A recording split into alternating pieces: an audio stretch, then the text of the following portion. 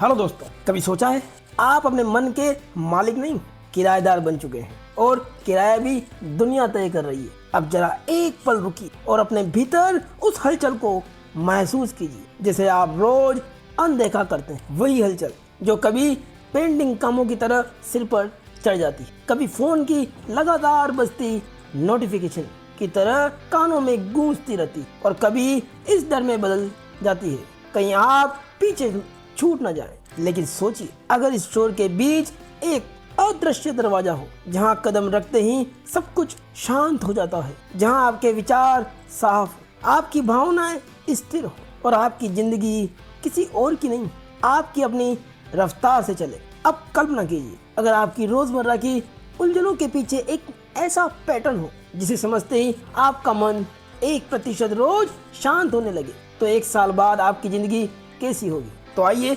जानते हैं उस रहस्य जिन्हें लेखक ने 7 रूल्स के माध्यम से खोला है। Rule 1, get clarity. क्या होगा अगर आपकी सारी बेचैनी, सारे डर और सारे कंफ्यूजन की जड़ सिर्फ एक चीज हो और वो चीज है क्लैरिटी, यानी साफ समझ अपने बारे में और अपनी दिशा के बारे में। कभी सोचा है कि हम इतने एडुकेटेड, इतने अवेयर होते हुए भी भीतर से इतने अनिश्चित क्यों महसूस करते हैं? क्यों हमारा मन अक्सर ऐसा लगता है जैसे किसी ने हमारे भीतर धुआं भर दिया हो, जहां रास्ते हैं पर दिखते नहीं, इरादे हैं पर पकड़ में नहीं आते। इंसान की सबसे बड़ी ताकत उसका मन है और यही मन सबसे ज़्यादा कंफ्यूज तब होता है जब उसे पता नहीं होता कि उसे कहाँ जाना है। क्लैरिटी की कमी छोटे डिसीजंस को पहाड़ बना देती। क्या करना है, क्यों करना है, कहाँ से शुरू करना है, इन सवालों का जवाब न मिलते ही एंजाइटी पैदा होती। आप अपना काम शुरू करते हैं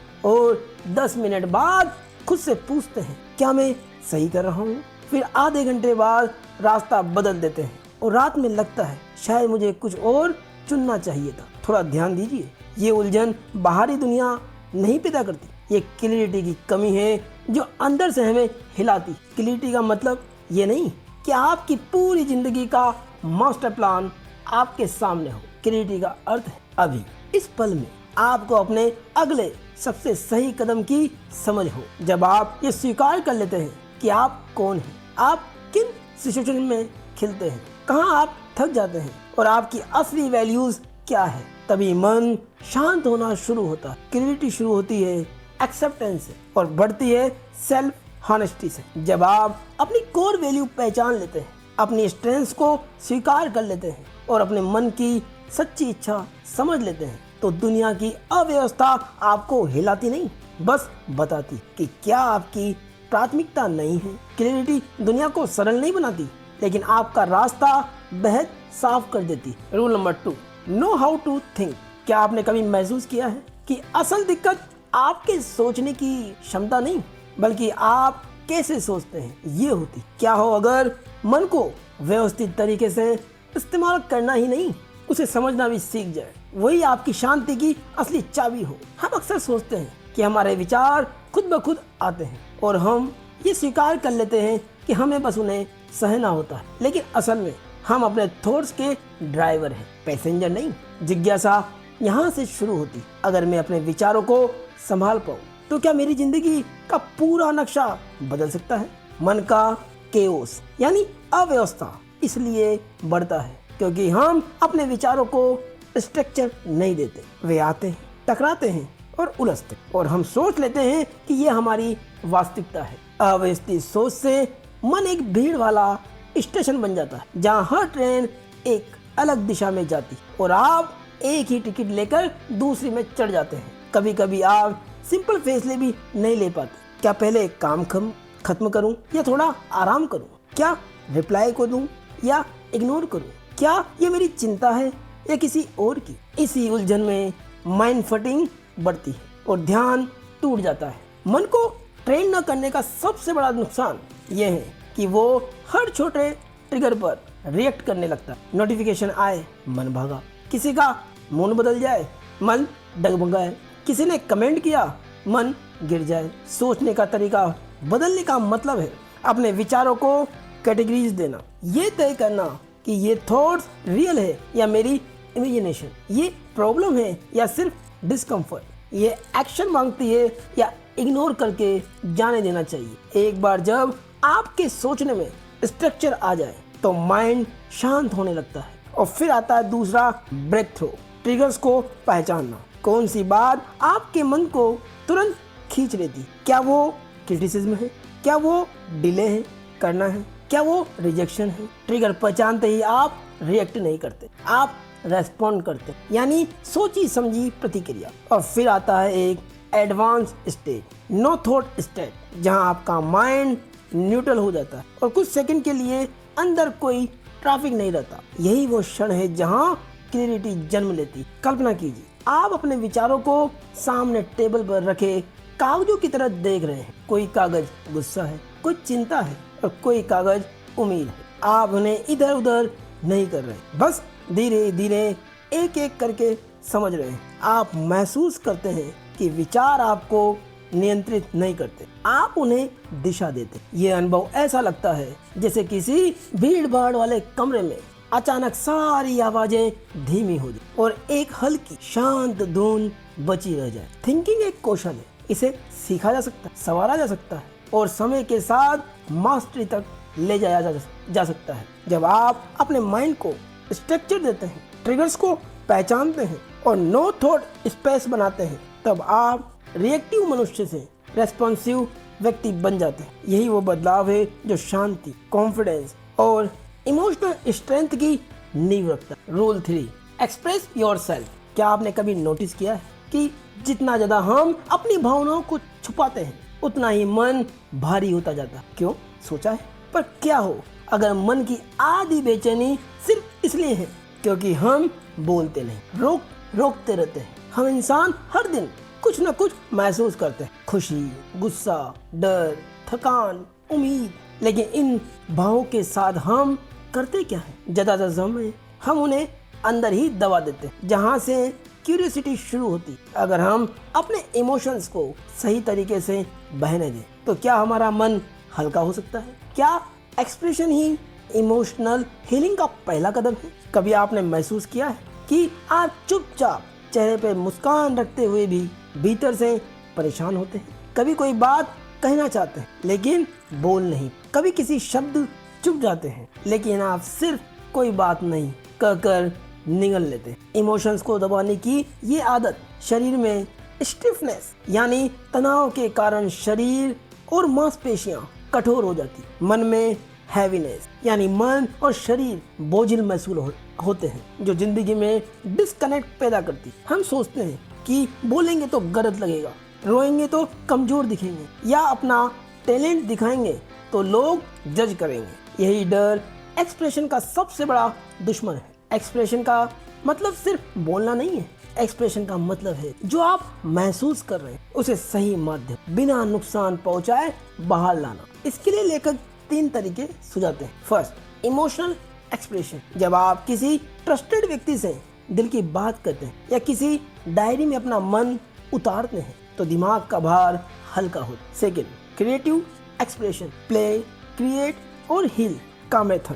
प्ले मतलब अपने मन को हल्का करने के लिए खेलना, हंसना, कुछ मजेदार करना जो दबाव कम कर। क्रिएट मतलब कुछ बनाना, ड्राइंग, राइटिंग, म्यूजिक, क्राफ्ट, ताकि भावनाएं बाहर निकले। हील मतलब खेल और रचनात्मकता के जरिए मन को धीरे धीरे ठीक होने देना। Third, ritual expression. कुछ लोग प्रार्थना से अपने भीतर के बोझ को रिलीज करते हैं। प्रेयर माइंड को स्ट्रक्चर देती, एक जगह जहां आप अपने विचारों को रख सकते। कल्पना की आपने हफ्तों से दबा रखी कोई बात आज अपने शब्दों में बाहर निकाल, जैसे किसी ने आपके सीने से एक भारी पत्थर हटाया हो, या फिर आपने रात को डायरी में 5 मिनट लिख लिया और अचानक लगा जैसे दिमाग में जो भीड़ थी वो खाली कमरे में बदल गई। एक्सप्रेशन मन को ब्रीदिंग स्पेस देता है और जहां सांस होती वही राहत पनपती है। आप अपनी भावनाओं को दबाकर शांत नहीं बन सकते। शांति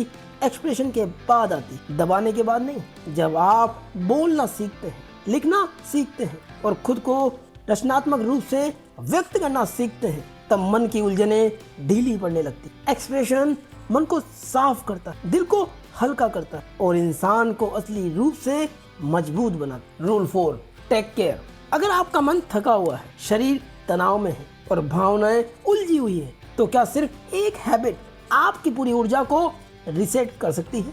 सेल्फ केयर का मतलब सिर्फ स्पा, छुट्टी या मोटिवेशनल बात नहीं है। असल सेल्फ केयर वो है जो आपकी रफ्तार, आपकी सांसें, आपकी ऊर्जा और आपके भीतर के शांत स्थान को सुरक्षित रखे। ये जिज्ञासा यहाँ से पैदा होती है, मैं रोज अपने लिए क्या करता हूँ जो मुझे भीतर से मजबूत बनाता है? क्या मेरी हैबिट्स मेरे मन को सपोर्ट करती या ड्रेन करती है? और एक दिलचस्प सच्चाई, हम अपने फोन को 2 बार चार्ज करना नहीं भूलते, पर खुद की एनर्जी रिचार्ज करना भूल जाते हैं। जब हम लगातार तेजी में जीते हैं, काम, तनाव, रिश्ते, भागदौड़, तो शरीर धीरे धीरे सिग्नल्स भेजना शुरू करता है। गर्दन में स्टिफनेस, आंखों के पीछे हैवीनेस, मन में रेस्टलेसनेस, नींद का खराब होना, छोटी छोटी बातें चुभना, ये सब संकेत है कि शरीर कह रहा है रुको, मैं थक चुका हूँ। और जब हम इग्नोर करते रहते हैं तो धीरे धीरे उलझन की पकड़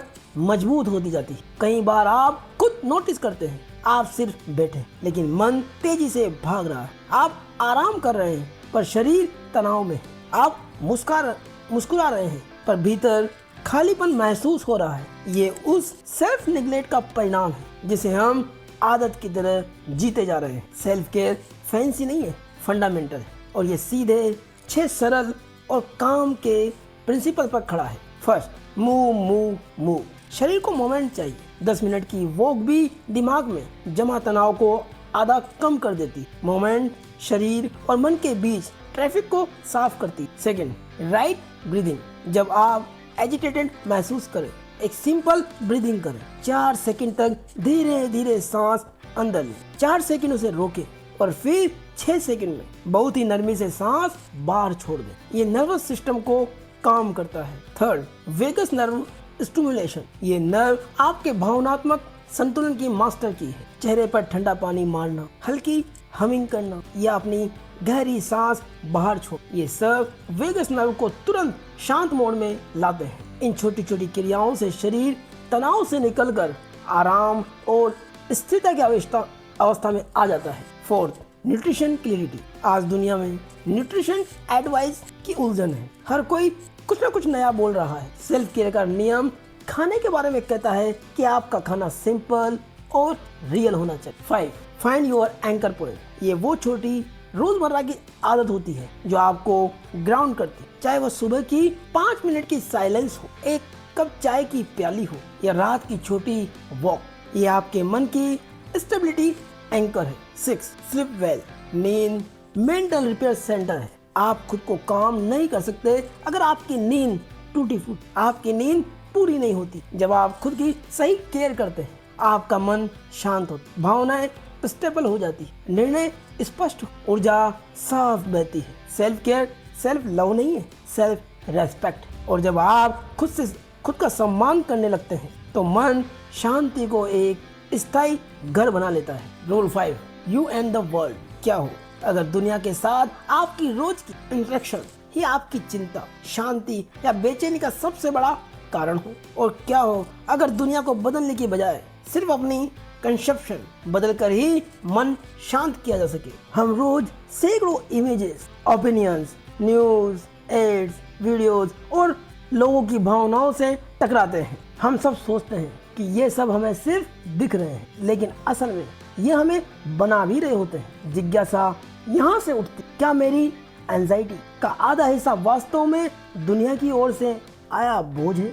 क्या दूसरों का शोर मेरे मन की शांति को खा रहा है? धीरे धीरे आप समझते हैं कि आपका इनर वर्ल्ड उतना ही प्रभावित होता है जितना आपका आउटर वर्ल्ड उसे छूता है। आज की समस्या ये नहीं कि दुनिया बहुत बड़ी है, समस्या ये है कि दुनिया बहुत पास आ गई है। हर दिन एंडलेस स्क्रॉलिंग, गलत कंपैरिजन, नेगेटिविटी, हेवी कंटेंट का कंज्यूम करना, लोगों की ओपिनियंस, दुनिया की समस्याएं, दूसरों का गुस्सा, इन सब का इनविजिबल प्रेशर मन पर जमा होने लगता है। कभी कभी आप खुद को किसी ऐसे वीडियो पर गुस्सा करते पकड़ लेते हैं जिससे आपका कोई संबंध ही नहीं होता, या किसी स्ट्रेंजर की बात आपके पूरे मूड को खराब कर देती। और कभी आप खुद से पूछते हैं मैं इतना परेशान क्यों हूँ, मैंने तो कुछ किया ही नहीं।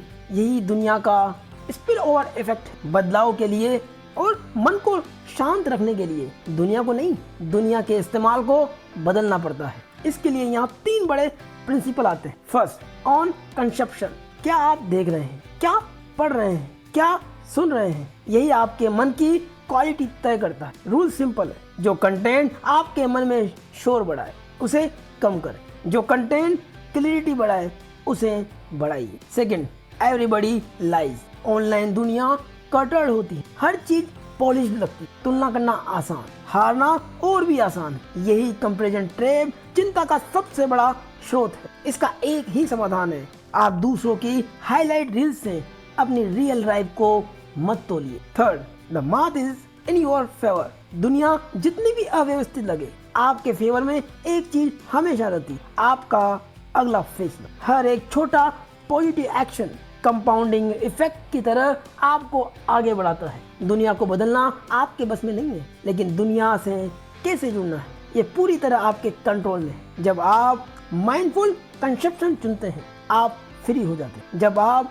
कंपैरिजन छोड़ते हैं, आप हल्के हो जाते हैं। जब आप अपना नेक्स्ट एक्शन चुनते हैं, आप पावरफुल हो जाते हैं। यही यू एंड द वर्ल्ड की सीख है। दुनिया अपनी गति में रहती है, मन आपकी गति में रहता है। Rule 6, communicate well. क्या आपने कभी महसूस किया है कि गलत कम्युनिकेशन आपकी जिंदगी में गलत फहमियों से ज्यादा बेचैनी पैदा करता है? क्या सिर्फ बोलने का तरीका बदलकर आप अपनी दुनिया आसान बना सकते हैं? हम रोज सैकड़ों शब्द बोलते हैं, लेकिन हर शब्द एक छोटी ऊर्जा की तरह बाहर जाता है और सामने वाले के मन में अपना असर छोड़ आता है। यहाँ एक क्यूरियोसिटी उठती है, क्या कम्युनिकेशन सिर्फ बात करना है या अपने आप को सम्मान के साथ व्यक्त करने की कला है? कम्युनिकेशन के समय क्या टोन हो, क्या पॉज हो और चॉइस ऑफ वर्ड्स ही हमारी शांति तय करते हैं। कम्युनिकेशन वो कड़ी है जो आपको लोगों, भावनाओं और दुनिया से जोड़ती। हमारी ज्यादातर मुश्किलें कम्युनिकेशन एंजाइटी से शुरू होती। मैं क्या हूँ, कैसे कहूँ, कहीं गलत न लग जाए, कहीं बुरा न लग जाए, कहीं मैं कुछ गलत शब्द न बोल दूं, लोग क्या सोचेंगे। अक्सर हम बात नहीं करते या जरूरत से ज्यादा कठोर तरीके से कह देते हैं और उसे टोन पकड़ में नहीं आती और सामने वाला भाव गलत समझ लेता। कभी अपोलॉजी यानी गलतफहमी या तकलीफ देने पर सुधारने की कोशिश ना करना बहुत बड़ी दिक्कत है। कभी उच्चारण भूल जाना, सामने वाले की बात को पूरा सुने बिना जल्दी रिएक्ट कर देना, ये सारी आदतें मन में गिल्ट और टेंशन जमा कर देती। यही तरीका धीरे धीरे रिलेशनशिप्स और सेल्फ रेस्पेक्ट दोनों को खा जाता है। लेखक अच्छी कम्युनिकेशन के लिए 5 रूल बताते हैं। जब कम्युनिकेशन साफ होता है तो रिश्ते भी साफ होते हैं और मन भी। First, prevent communication anxiety. पहले मन में क्लैरिटी लाए, मुझे क्या कहना है और क्यों कहना है। माइंड क्लियर हो जाए तो लैंग्वेज अपने आप साफ हो जाती। Second, catch your tone. वाक्य ठीक हो सकता है लेकिन गलत टोन पूरी बात बिगाड़ सकती। टोन वही संगीत है जो शब्दों का असली अर्थ तय करता है। Third, respond like a pro. Reaction अचानक निकलता है, अक्सर भावनाओं के दबाव में। रेस्पॉन्ड सोच कर दिया जाता है, इसलिए वे संतुलित होता है। जब हम बिना सोचे बोलते हैं बात बिगड़ जाती है, लेकिन 2 सेकंड रुकने से दिमाग को सही शब्द चुनने का समय मिलता है। यही छोटा सा टकराव को शांत बातचीत में बदल देता है। Fourth, don't forget to praise. हम गलतियां पकड़ने में तेज और अच्छाई बताने में धीमे होते हैं। सही कम्युनिकेशन वह है जो लोगों में अच्छा महसूस कर। 5, द डिफिकल्टी ऑफ अपोलॉजी। सही अपोलॉजी वो होती है जो ईगो से नहीं, रेस्पॉन्सिबिलिटी से आती। एक सॉरी बहुत सी दीवारें गिरा देता है। कम्युनिकेशन सिर्फ स्किल नहीं है, ये इमोशनल हाइजीन है। जब आप अपनी टोन संभालते हैं, शब्द सोचकर चुनते हैं, टाइमली एप्रिशिएशन देते हैं, सच्ची अपोलॉजी करते हैं, तो आप खुद को भी हील करते हैं और दूसरों को भी। यही कम्युनिकेट वेल की सीख है। बात साफ हो, बिना घुमाए फिराए, ताकि सामने वाला ठीक से समझ सके। बात कहने का तरीका नर्म, सम्मानपूर्ण और शांत हो, ताकि बातचीत जुड़ाव बनाए, दूरी नहीं। Rule 7, be curious. क्या आपने कभी सोचा है अधिकांश गलतफहमियां इसलिए नहीं होती कि लोग बुरे होते हैं, बल्कि इसलिए होती है क्योंकि हम सवाल पूछना बंद कर देते हैं। जिज्ञासा वो चाबी है जो बंद दरवाजे को भी धीरे से खोल दे। आप किसी भी समस्या को देखें, उसका पहला हल क्यूरियोसिटी से ही आता है। ये ऐसा क्यों हुआ, मैं इसे और कैसे समझ सकता हूँ, सच में यहाँ क्या चल रहा है। जिज्ञासा मन की चमक बढ़ाती, ये मन को जज करने से रोककर ऑब्जर्व करने की आदत देती। यही आदत मन को हल्का करती। जब जिज्ञासा मर जाती, मन कठोर, बंद और रिएक्ट करने वाला हो जाता है। हम दुनिया को काला सफेद या सही गलत के दो ही चश्मों से देखने लगते हैं। यही एको चैम्बर की शुरुआत है, जहां हम इस तरह से देखते हैं कि वही लोग, वही विचार, वही कंटेंट, वही ओपिनियंस, और धीरे धीरे हम नई जानकारी से डरने लगते हैं, परिवर्तन से चिढ़ने लगते हैं और मन एक बंद कमरे जैसा हो जाता है। इससे सबसे बड़ा नुकसान ये होता है कि हम सीखना बंद कर देते हैं। लेखक क्यूरियोसिटी को जिंदा रखने के लिए 5 सुझाव देते हैं। First, curiosity first, judgement later. किसी चीज को तुरंत गलत कहने से पहले उसे समझने की कोशिश करें। यह एग्जैक्टली वही है जो काम थिंकर्स करते हैं। Second, manage your echo chamber. हर दिन कुछ ऐसा पढ़े या देखें जो आपकी राय से थोड़ा अलग हो, ताकि मन फ्लेक्सिबल रहे। Third, how to look from information. हर बात पर भरोसा न करें, सही सोर्स देखें। धीरे धीरे लेयर्स में इंफॉर्मेशन वेरीफाई करें। Fourth, now when to stop. कभी कभी बहुत ज्यादा खोज अनावश्यक कंफ्यूजन बन जाती। क्यूरियोसिटी का दूसरा हिस्सा है सीमाएं तय करना। 5, अपनी पसंद को विकसित करें। क्यूरियोसिटी सिर्फ जानकारी नहीं है, ये नए अनुभवों को अपनाने से बढ़ती है। नई किताबें, नया संगीत, नया स्किल, नया नजरिया। यही आदत मन को यंग और ओपन माइंड बनाती। कल्पना की, आप किसी बहस में उलझने की बजाय बस पूछते हैं, तुम ऐसा क्यों सोचते हो। अचानक पूरी बातचीत का मूड बदल जाता है। आप महसूस करते हैं कि जिज्ञासा आपका मन नर्म बना देती, जैसे किसी बंद कमरे की खिड़की खोलने पर ताजी हवा अंदर आती। खुला हुआ मन दुनिया के शोर को नहीं बढ़ाता, उसे समझना शुरू करता है। क्यूरियोसिटी आपको रिजिड नहीं होने देती, ये गलतफहमियों को डिसॉल्व करती, रिश्तों को हील करती है, नई सोच के दरवाजे खोलती और मन में फ्रेशनेस लाती। बी क्यूरियस का असली संदेश यही है कि सवाल पूछते रहे। यही मन को शांत, जागरूक और व्यापक बनाता है। अब शोर थमने लगा है और मन में एक साफ सा रास्ता दिख रहा है। तो तय करिए, क्या आप कल का इंतजार करेंगे या आज ही अपने मन को 1% शांत करने का पहला कदम उठाएंगे। याद रखिए, दुनिया बदलना आपके बस में नहीं, पर अपना अगला छोटा एक्शन हमेशा आपके कंट्रोल में। और दोस्तों, ये वीडियो आपको पसंद आया हो तो लाइक करें, कमेंट करें,